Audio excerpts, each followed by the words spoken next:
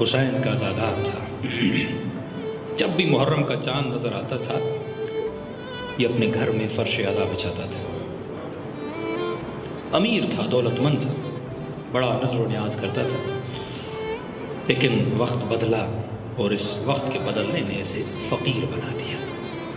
اتنا غریب ہوا، گھر کا سامان، بیوی کا زیور سب کچھ بیچ دیا۔ کا محرم کا چاند نظر آیا، زوجہ کے پاس کیا کہا کہ اتنے مجلس کے خراجات ہیں، کوئی رقم ہے؟ زوجہ نے کہا رقم تو کچھ بھی نہیں بچی۔ تو اس نے کہا کوئی زیور، کوئی بالی کچھ ہے سونا میں بیچوں تاکہ مولا حسین کی مجلس کر پاؤں؟ بیوی نے کہا کچھ بھی نہیں ہے۔ تھوڑی دیر اس نے سوچا کہ اگر تو راضی ہو جائے تو حسین کی مجلس ہو جائے گی۔ تو اس ماں نے کہا کہ میں راضی ہو جاؤں، کیا میں راضی نہیں ہوں کہ امام کی مجلس ہو جائے؟ کہا نہیں، یہ ایک کام ہے اگر تو راضی ہو جائے۔ کہا کیسا کام؟ کہا کہ دیکھو اللہ نے ہمیں ایک جوان بیٹا دیا ہے۔ اب یہ پرانا زمانہ تھا غلاموں کا، بردہ فروشوں کا۔ کہا اگر تو راضی ہو جائے اس بیٹے کو بازار میں بیچ کے، اس سے جو رقم ملے گی، پیسے ملیں گے، امام حسین کی مجلس کروائیں گے۔ میں نے کہا تم سے پوچھ لوں، ماں کا دل ہے، نازک ہوتا ہے، تمہاری اجازت کے بغیر تو نہیں جا سکتے۔ یہ خاتون تھوڑی دیر سوچنے کے بعد رونے لگی۔ شوہر نے کہا اتنے میں رونے لگی ہو؟ کہا نہیں، اس لیے نہیں رو رہی، رو اس لیے رہی ہوں کہ جب بھی حسین کی مجلس سنتی تھی، مصائب سیدہ زینب سنتی تھی، اور یہ سنتی تھی کہ ماؤں نے بیٹوں کو سجا دھجا کر حسین کی قربانی کے لیے بھیج دیا۔ جب قاسم کی مصیبت سنتی تھی کہ ایک گٹھڑی میں یہ لاشا آیا، تو رو کر کہتی تھی بی بی زینب اگر کربلا میں ہوتی، یہ جو میرا بچہ ہے نا اسے تم پہ قربان کرتی۔ تو کہتی ہے کہ جذبات میں یہ جملہ کہہ دینا کتنا آسان ہے، اب جب عمل کی باری آئی ہے تو سوچ رہی ہوں واقعا دل پہ پتھر رکھنا پڑ رہا ہے۔ تو کہتی ہے میں نے تو زینب سے کہا تھا تو لے جا میرے بیٹے کو، ایسے لاکھوں بیٹے سیدہ پہ قربان۔ باپ کہتا ہے بیٹے کو بردہ فروشوں کی بازاروں میں لے کر آیا۔ اس زمانے میں رسم تھی کہ غلام کی ویلیو تب ہوتی تھی جب وہ تندرست ہو، موٹا ہو، ہٹا کٹا ہو۔ اب اس کا بیٹا 14-15 سال کا، لاغر سا، پتلا سا، کمزور سا۔ اس نے سوچا کہ یہ میری مجالس کے خراجات ہیں، اگر یہ قیمت مل گئی تو بیٹے کو بیچ لوں گا۔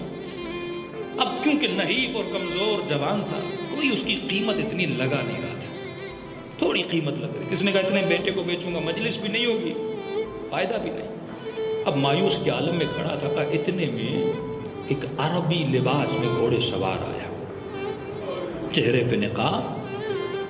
اس نے میرے ہاتھ پہ آ کے رقم رکھی، اور رقم جو میں نے سوچی تھی اس سے بھی کئی گنا زیادہ رقم، جس سے مجلس تو کیا میرے سارے مسائل حل ہو جائے۔ وہ رقم میرے ہاتھ پہ رکھی، میں نے کہا کتنے ہیں؟ کہا یہ رکھ لو، اور میرے بیٹے کو لے کر چلا گیا۔ کہا خوشی خوشی گھر آیا، فرش عزا بچھایا، حسین کی مجلس کروائی، نظر و نیاز کروایا۔ 3-4 راتیں گزر گئی۔ رات کو سو رہا تھا، مجھے رونے کی آواز آئی۔ آنکھیں کھولی تو بیوی اٹھ کے رو رہی ہے۔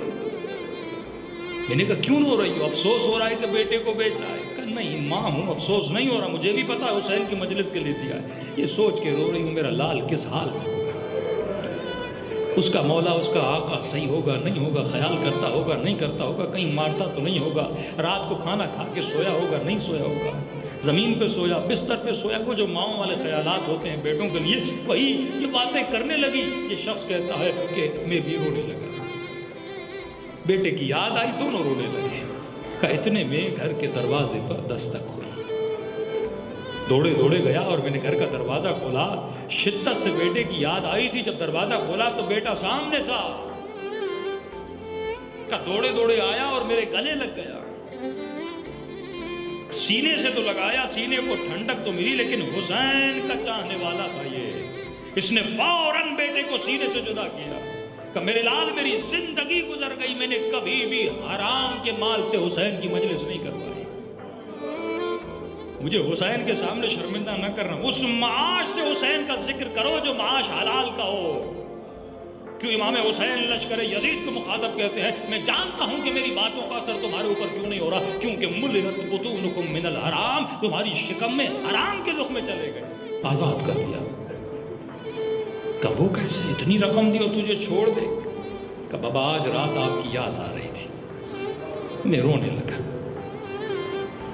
بابا 3 دن ہو گئے اس نے مجھے گھر میں ایسے رکھا جیسے اپنے بچوں کو رکھا جاتا ہے، میری ایسے خدمت کر رہے تھے جیسے باپ اپنے بچے سے پیار کرتا ہے۔ بابا آج رات جب آپ کی یاد آئی میں رونے لگا، وہ میرے پاس آئے اور مجھ سے میری زبان میں بات کرنے لگے۔ میں نے کہا آپ تو عرب ہیں لیکن میری زبان میں ایسے بات کریں جیسے آپ کی اپنی زبان۔ کہ میرے لال ہم کائنات کی ہر زبان کو بولنا جانتے ہیں۔ کہا تو رو کیوں رہا ہے؟ کہ بابا کی یاد آئی ہے، اماں کی یاد آئی ہے۔ کہ اتنی محبت ہے ماں باپ سے؟ کہاں؟ کہ ان کو محبت ہے؟ کہاں ہے؟ کہ پھر تیرے باپ نے تجھے بیچا کیوں ہے؟ کہ مجھ سے محبت ہے لیکن حسین سے محبت زیادہ ہے۔ کون حسین؟ کہ میرا آقا تھا جو کربلا میں شہید ہو گیا، اس کی مجلس کروانی تھی، پیسے نہیں تھے، بابا نے مجھے بیچ ڈالا، اس لیے رو رہا ہوں۔ کہ اتنا کہنا تھا، اس عرب نے کہا کہ مجھ سے بہتر کون جانتا ہے کہ بیٹوں کی جدائی کا درد کیا ہوتا ہے۔ کہ جوان کھڑے ہو جا اور جا اپنے باپ کے ساتھ جا کر مل جا، میں نے تجھے آزاد کر دیا۔ کہ میں نے تعجب کے عالم میں پوچھا آپ مجھے آزاد کیوں کر رہے ہیں؟ اور بابا پوچھیں گے تجھے آزاد کیوں کیا؟